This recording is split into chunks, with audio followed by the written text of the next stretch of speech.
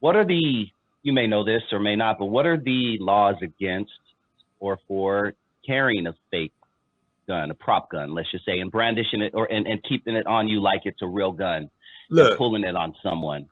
they don't give a fuck. Okay, Mm. BB gun, prop gun, real gun. You are brandishing a firearm in the city limits. Ask me how I know. Ask me how I know. Okay, brandishing a firearm in any city limits, it's punishable by jail. That didn't happen until the mid to late 80s. I got caught with guns multiple times back in the day, and they just took them and gave me a fine. Okay, it wasn't until I got my third gun case they actually was threatening me with jail time because the judge just got tired of looking at my black ass. I'm tired of looking at you as a nice guy, but you determined you're gonna be something too. I'm gonna give you something to think about. You told me if I catch you with a water pistol, you get caught in Compton with a water pistol, you're gonna get a year to think about it. And I ain't carried no more pistols after that. Judge told me that. Damn. Yeah, you made it out of that one. Let's talk about another person who made it out and ended up becoming one of the biggest superstars in the world, period. You know, Snoop Dogg had a famous trial that I remember as a kid. I was a bit too young to really understand the impact of it at the time. In hindsight, I fully understand it. But what can you tell us about the Snoop Dogg trial that you remember specifically in the early 90s? Big rapper, everyone was saying he's going to be the next big guy. He has the backing of a Dr. Dre, you know, one of your people that you helped mentor and raise. But what were your thoughts about the whole Snoop Dogg trial back then? I thought it was done. I thought it was done, dude. I thought it was done. It was. They said he was supposed to be someplace at a park or something. Got into it with a guy, and depending on who you talk to, Snoop shot him. Then the bodyguard shot him. Okay, but I don't know if he was big enough at the time to have a bodyguard. He hadn't made a record yet. I think he might have been on the Deep Cover soundtrack. I'm not sure, but he had not blown up yet.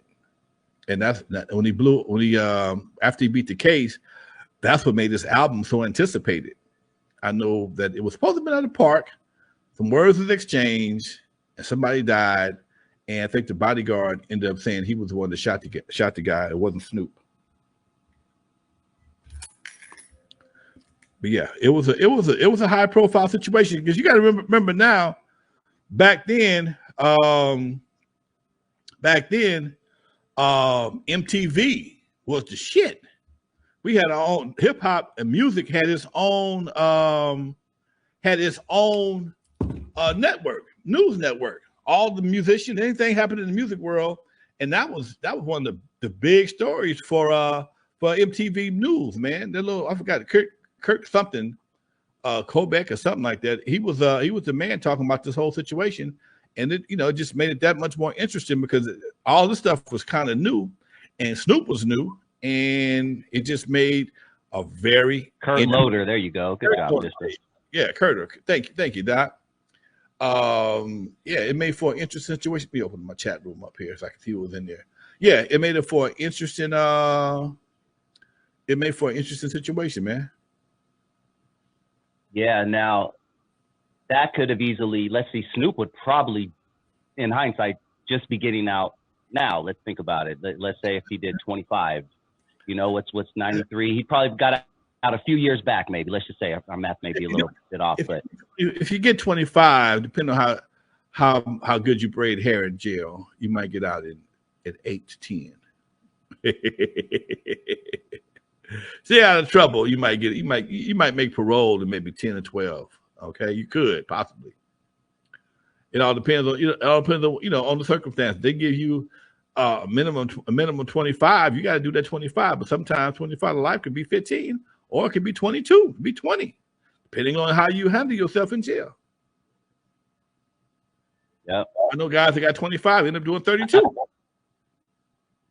Yeah, catch charges inside, get into trouble in there, and yeah. So you get a full ride. Go ahead.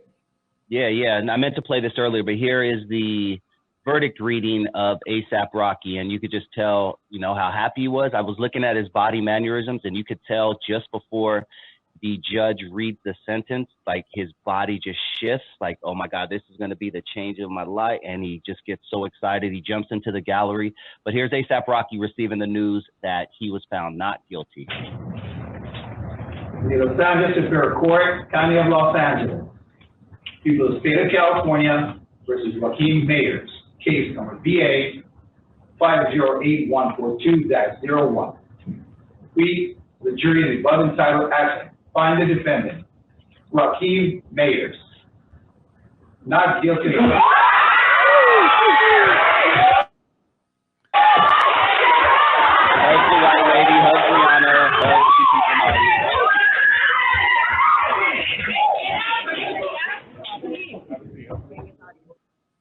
Yeah, that could have been a whole different situation, Lonzo. Talk even, let's go back into the money aspect of this. Talk about how expensive it is to do dumb shit.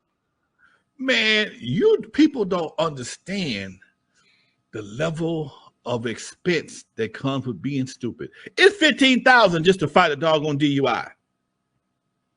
It's $15,000 just to fight a DUI. I think your first one might be $7,500. And I know the second one was damn sure $15,000 because you're trying to stay out of jail now. Because the third one, you're going to jail. Give a fuck. You're going to jail. Okay? So you try to, then even if you do something slightly stupid and get an ankle monitor, they charge you for that. They charge you. They charge you for the damn ankle monitor. Installation, and they charge you a daily rate for having that damn thing on for a monitoring service. Yes, they do.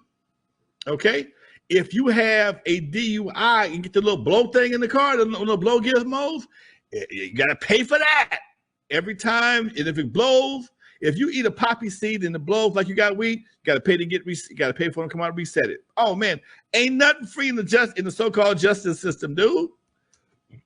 Ain't nothing free in this justice system. Okay, yeah, you ain't home. You get to go to work. I mean, yeah, you're home. You get to go to work. But let your black ass not be in the boundaries of that damn ankle monitor at the time you're supposed to be there, and let it go off, see what happens. I worked with some guys in a program, and they were all on, everybody had ankle monitors. Everybody had ankle monitors. And they set them ankle monitors to a perimeter of the location where you're supposed to be, okay? You can't go to the liquor store. You can't go to the hamburger stand. If you get within a certain distance away from that perimeter, that thing is going to go off. And when you get back, they're waiting on your ass with handcuffs. And if it's by mistake and they believe you, they're going to charge you for making them come out or whatever the case may be, resetting or whatever the deal may be. Oh yeah, it ain't no joke.